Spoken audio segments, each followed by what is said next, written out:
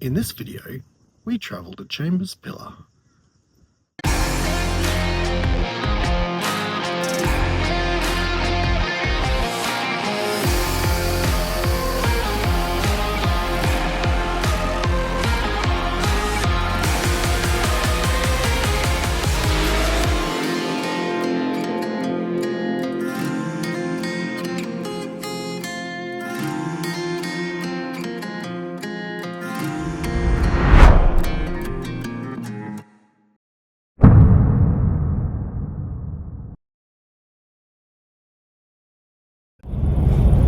Good morning everyone, we've just left Alice Springs after spending a couple of days there just to restock everything, and we're now on our way south to Chambers Pillar. It's a fairly short run. This is our third attempt to get to Chambers Pillar. Hopefully it's a successful one. The first one we couldn't get in because of fire. The second one we couldn't get in because we just simply ran out of time. Third time lucky.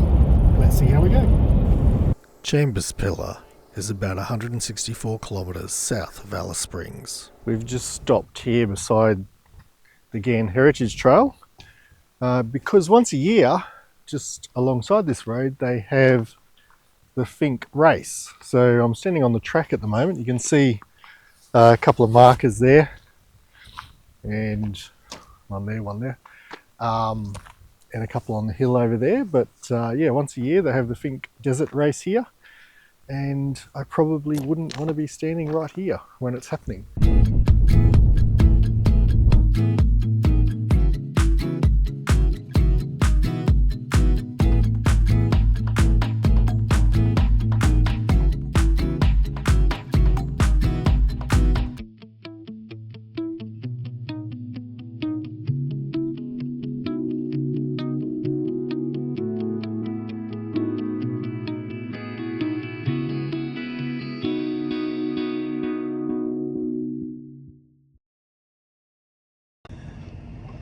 Okay, so here's a sign just telling us it's time to put on a flag on a tall pole if we have one, which we have. So Marcus is now in the process of putting that on the car.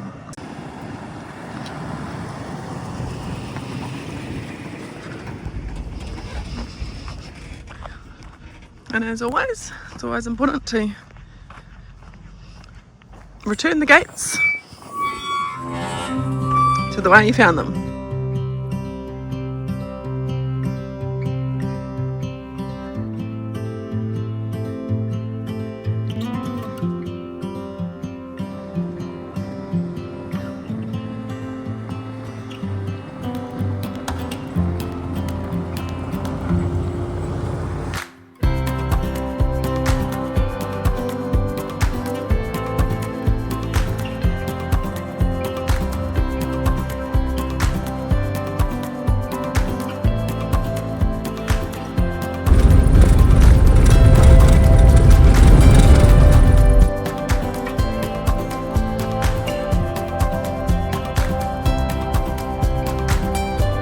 And so we arrived at Chambers Pillar and set up camp.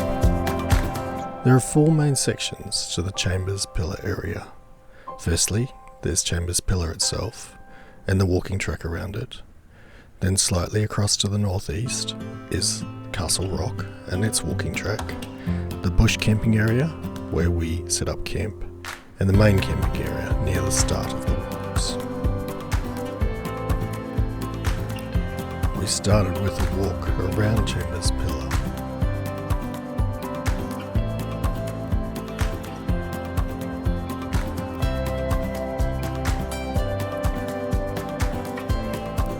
And there's also a path that leads to the base of the rock.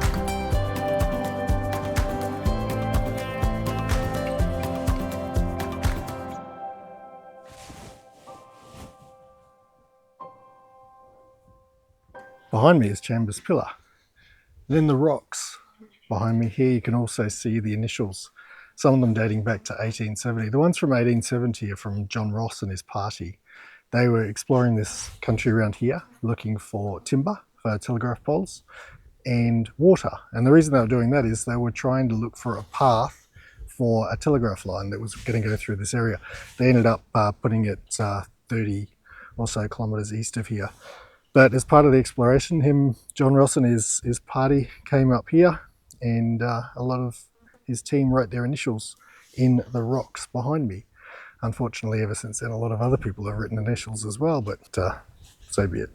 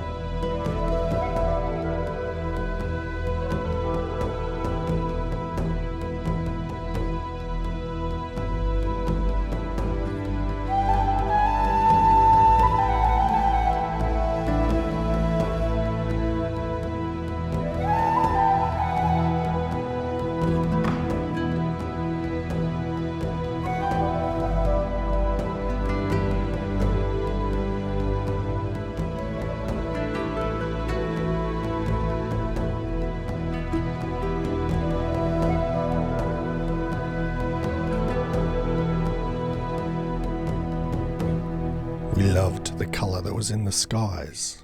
We loved the colour that was in the rocks. We loved the colours in the wildflowers.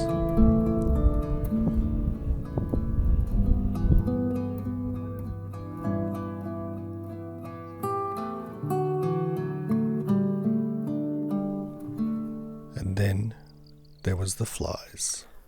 This is me outside with the flies. As you can see, they're probably, I don't know how much you can see, they're just everywhere.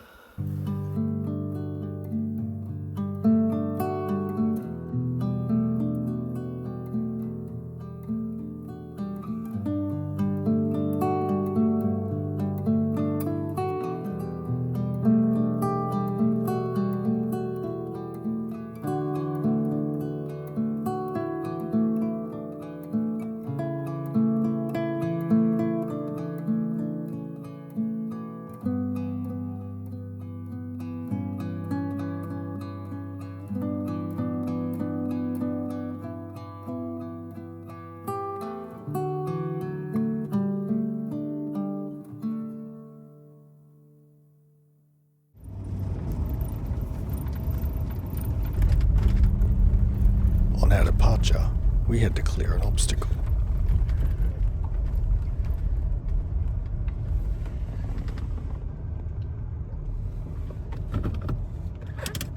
We've just left Chambers Pillar and we've come now to the hill, which is why they recommend you don't take caravans to Chambers Pillar. Relatively steep, a little bit scrabbly. Obviously the video doesn't do it any justice, but that's what we're about to try. So let's see how we go.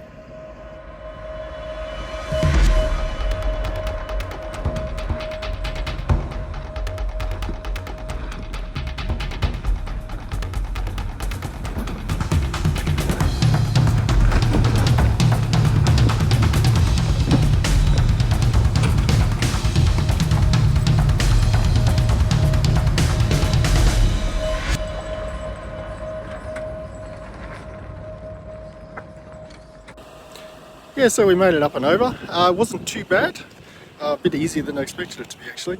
The only additional preparation I did was I just dropped the tyre pressures on the car a little bit lower than normal and get a bit of traction going up the other side.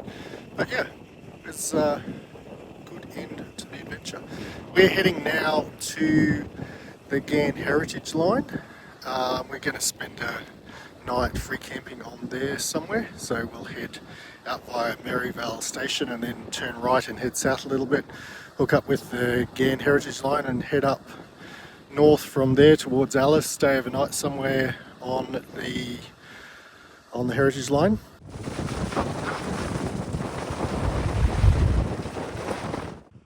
We've taken a little diversion from the road back to Alice Springs and we've turned south back onto the Ghan Heritage Line.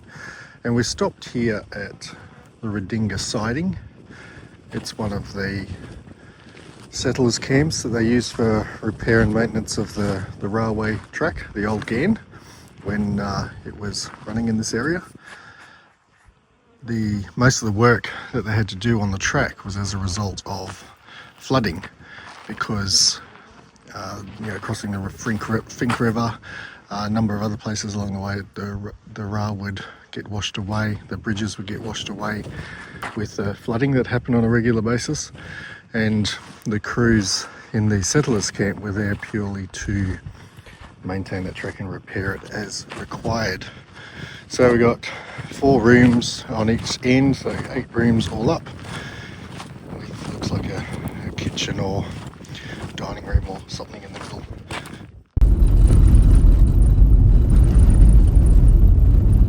We're just driving along the Ghan Heritage Trail, and one of the features, and I remember it was like this a few years ago when we did it last time, one of the features that you find on the road is these things. It's evidence of its past life.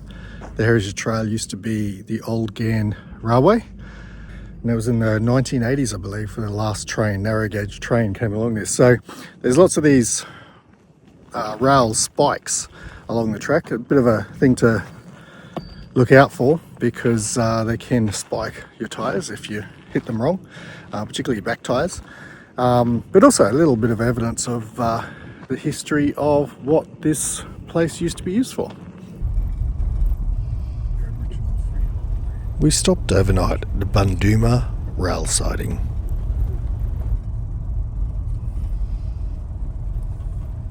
Another bit of old rail infrastructure along the old Ghan Heritage Trail. This time we're at Bunduma and we've got one of the old water tanks. I did try to climb the ladder there a minute ago.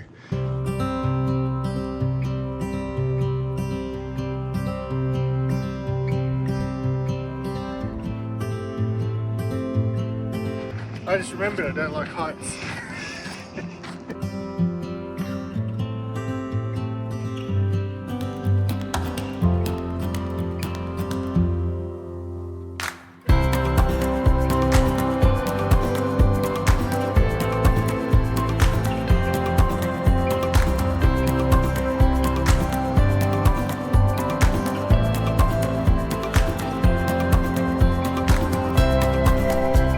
Next video, join us as we travel the Channamai track and visit the Wolf Creek meteorite crater.